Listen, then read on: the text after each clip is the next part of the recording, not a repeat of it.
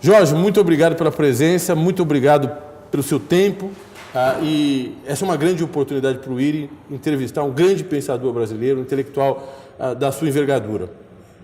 O historiador Mark Bloch diz que não é possível aprender história de maneira precisa. Nós podemos criar uma hipótese histórica, né? Pensar na história a partir de fragmentos, de viagens de ida e volta para o passado, né? Do passado para o futuro, do futuro para o passado, até de alguma forma trazer um fragmento da verdade histórica, do que aconteceu efetivamente.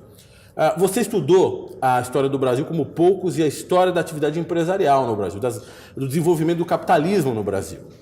E é muito importante para nós, no contexto do IRI, entender a sua opinião a respeito da relação entre empresa e Estado, a relação histórica entre empresa e Estado.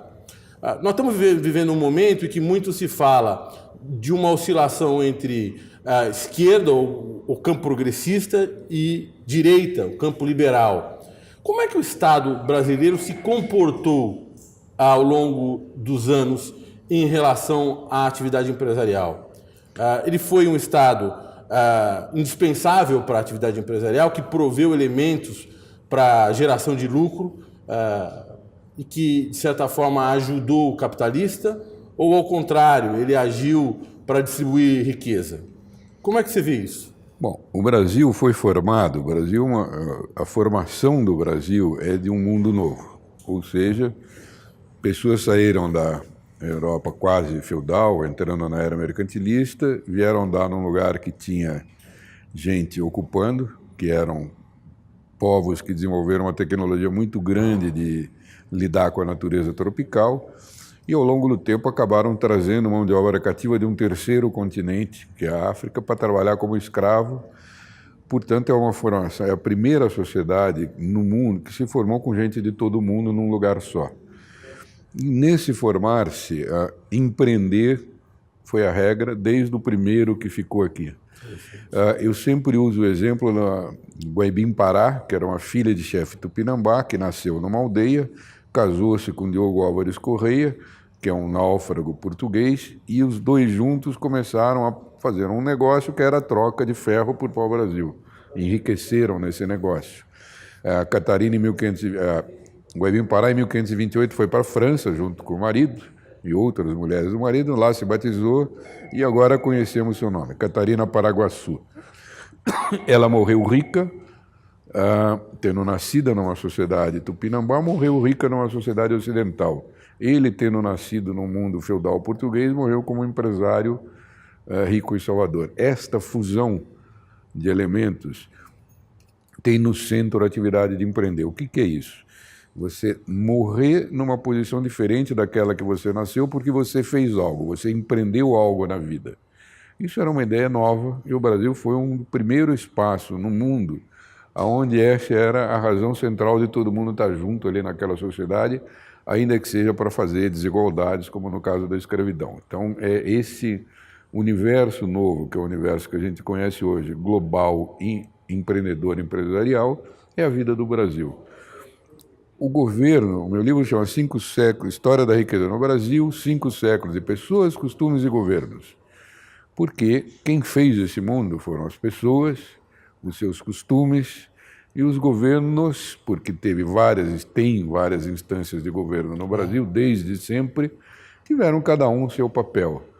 A gente hoje, que o governo central é muito grande, que, enfim, gasta uma porção razoável do PIB, tende a achar que governo é uma coisa só. Isso é muito recente na história, é coisa do século XX para cá. Em geral, era tudo, cada um resolvia um pouco e o papel dos governos com relação aos empresários variava. Às vezes, um governo local ajudava e o central prejudicava. E outras vezes era o contrário. Então, é uma dinâmica complicada. Hoje é outro problema. Hoje é um governo central bastante grande e, nos últimos 40 anos, por herança do que veio do regime militar, incapaz de prover desenvolvimento. É isso. Você acha que, olhando para o Brasil de hoje, sobretudo depois da era Lula, da era PT, né? Nós vamos ter, de fato, um movimento de guinada em favor do empreendedorismo ou para afastar a atividade empresarial do Estado opressor, do Estado que burocratiza, do Estado que impede o desenvolvimento regular e não provê, de certa forma, vias de direito para o florescimento da atividade empresarial? Olha, nesse meu livro eu analiso os 5 séculos de história econômica do Brasil. E nesses 5 séculos, vamos resumir o seguinte, são 400 bons anos de economia na colônia e no grosso do século XX, 120 maus anos, 70 no Império e 50 agora. A estrutura, quando você olha secular, não é o governo A ou o governo B, é processo de prazo maior. O atual período onde o Brasil, que é durante 1890 até 1970, foi a economia que mais cresceu no mundo, né? Esse ciclo acabou durante o regime militar. Quer dizer, o regime militar recebeu a economia que mais crescia no mundo e entregou uma economia que crescia abaixo da média mundial.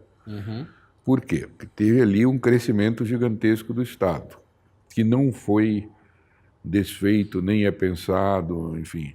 O fato é que, na era da globalização, um Estado grande não está resolvendo os problemas que o Brasil precisa para voltar a ser uma economia dinâmica que sempre foi nos seus 500 anos.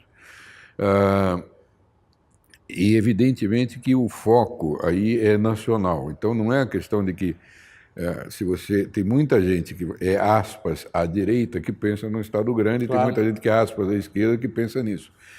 Eu acho que o problema é superar as questões, porque essa divisão ideológica é da Guerra Fria, vem da Guerra Fria. Os problemas do mundo contemporâneo não se resolvem dessa maneira, ou seja, a questão do Acordo de Paris, que diz que o Brasil vai ter que tem um monte de compromissos de carbono. Isso é de direita ou de esquerda? Então, o futuro, pensar o futuro nos termos da polarização na Guerra Fria, é uma coisa que para mim é muito complicada. Quer dizer, eu acho que o problema do futuro, assim, o indicativo que tem de história para o futuro é, nos últimos 50 anos, houve uma mudança no ritmo de crescimento da economia brasileira, que deixou de ser a economia que mais crescia no mundo por 90 anos para ser uma economia que cresce abaixo da média mundial em 50 anos. Então, nós temos que olhar para esse problema, por que desde 1970, 80, a economia brasileira perdeu dinâmica. Já passaram pelo poder todos os espectros, todos os representantes de todo o espectro ideológico. E o problema continua o mesmo. Então, talvez seja o caso de olhar isso de uma outra forma. Você acha que é possível combinar crescimento econômico no Brasil com distribuição de renda? Nós tivemos avanços em matéria de distribuição de renda nos últimos anos. Pelo menos foram criados direitos sociais importantes que, de certa forma, suavizaram a vida difícil das brasileiras e dos brasileiros, a vida difícil no que concerne acesso a meios básicos de sobrevivência. Você acha que é possível, efetivamente, no contexto de um regime de produção capitalista, coordenar essas duas forças que parecem antagônicas, crescimento econômico e distribuição de renda? Olha, pelo menos parecem antagônicas no Brasil. Então, não são. Quer dizer, se você pega o principal índice de distribuição de renda, que é o índice de Gini, no começo dos anos 60, ele era melhor do que hoje. Então, estamos falando de antes do regime militar, 1958, 60, lá, então, que não tinha um Estado grande.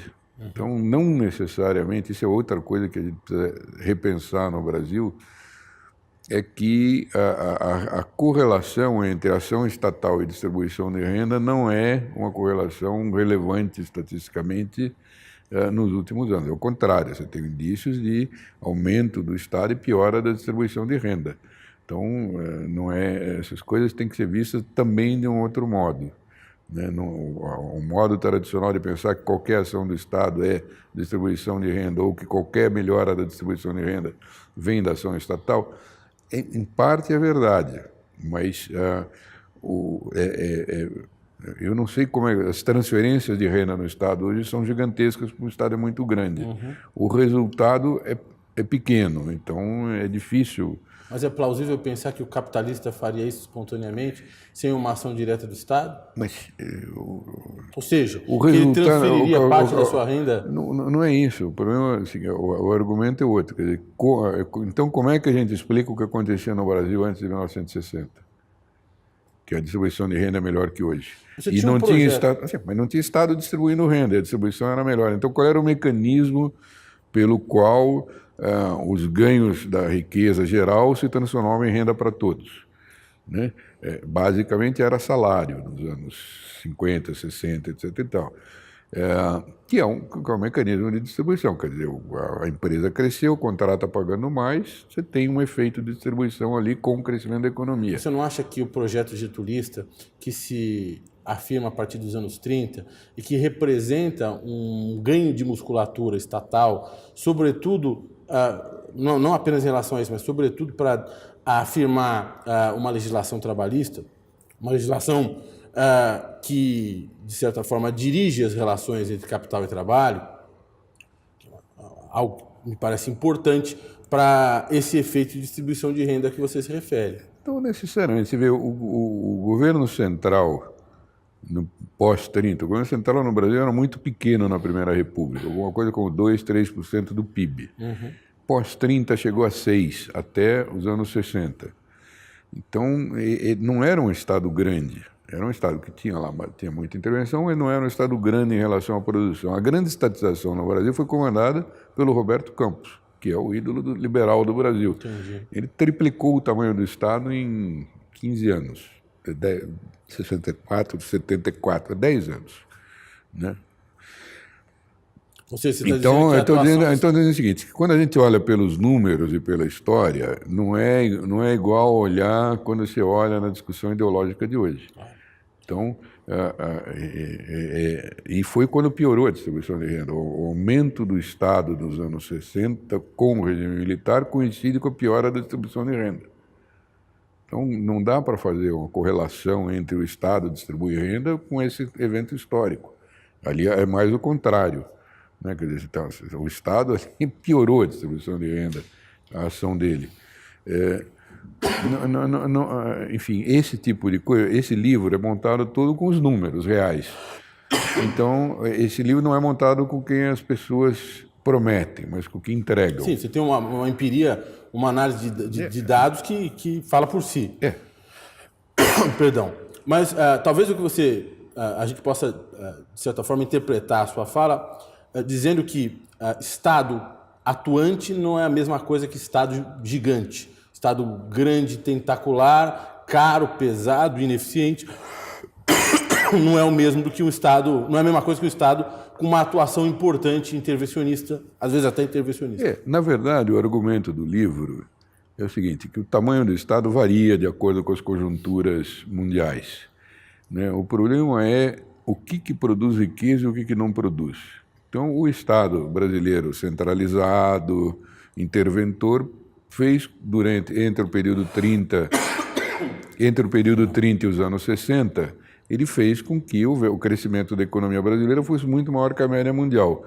O mesmo Estado interventor, grande, etc. e tal, num período de comércio internacional crescendo, produziu o efeito contrário. Então, eu creio que uma das coisas que a gente tem que começar a fazer é pensar mais relativamente no papel do Estado, não com uma questão de princípio, mas uma questão de oportunidade, de entregar, de fazer o bem, de ser um elemento útil para o crescimento da riqueza e para o bem-estar da sociedade.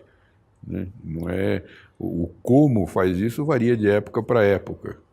Ou seja, nós estamos falando de uma lição histórica para a reformulação do Estado, para que o Estado continue a ter uma atuação nos sistemas econômicos, nas relações sociais, mas que se torne mais eficiente. O problema é o seguinte, Estado você vai ter sempre. Né? Agora, o Estado ajuda ou atrapalha, é positivo ou negativo, é uma questão que depende das conjunturas do mundo. Né? Não é uma fórmula de Estado que vai resolver o lugar do Brasil no mundo, até porque a economia brasileira não é tão grande que as nossas decisões internas sobre o Estado determinem os rumos do planeta. Então, se não levar isso em conta, a coisa não anda, né?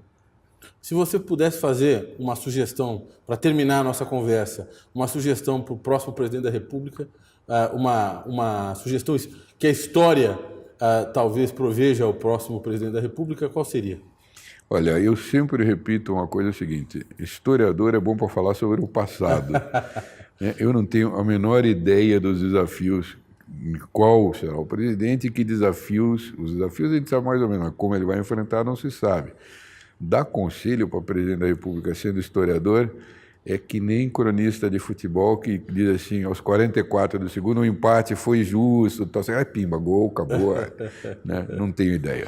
Tá bom, Jorge, muito obrigado por estar obrigado a conosco. você. Obrigado mesmo, uma ótima entrevista. Obrigado. Obrigado.